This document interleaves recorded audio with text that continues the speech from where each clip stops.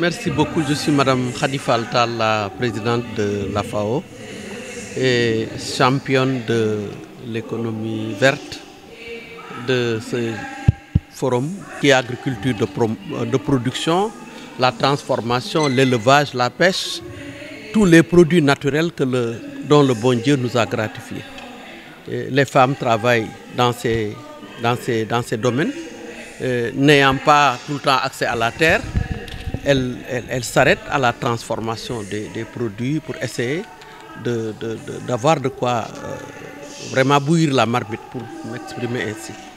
Donc nous avons aujourd'hui le monde social et solidaire à Dakar.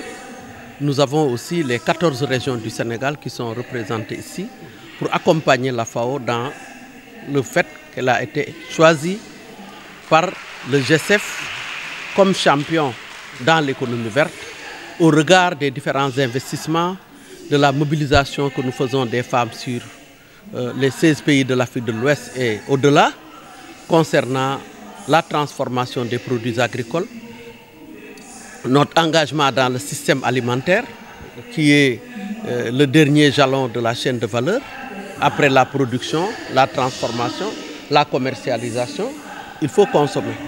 Et les femmes que vous avez ici autour de moi sont productrices dans les Potou, dans les Niayes, dans les 5 régions des Niayes, de la pomme de terre, de l'oignon et des produits horticoles, où on est responsable de 80% des productions de la nourriture dans ce pays, c'est les femmes.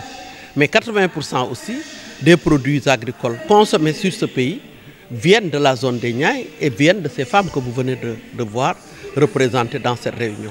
Donc nous avons voulu jouer un rôle théorique, c'est vrai, dans les analyses, dans les productions, dans les recherches, dans les interprétations, dans les conceptualisations de l'économie sociale et solidaire avec ce que ça comporte, dans l'agriculture, dans l'économie verte, dans l'économie bleue, et ainsi dans l'économie électronique. Nous avons analysé tout ça. Mais les femmes sont venues avec des produits. Les présidentes de Kédougou sont venues avec de la poterie, fait à base, à la main, c'est des produits naturels. On ne peut pas être plus naturel que ça. Les femmes de Thiès sont venues avec de la vannerie. Les autres sont venues avec du fognon. Les autres sont venues avec de la patate transformée en tchakri. Les autres sont venus avec du riz transformé ou non transformé.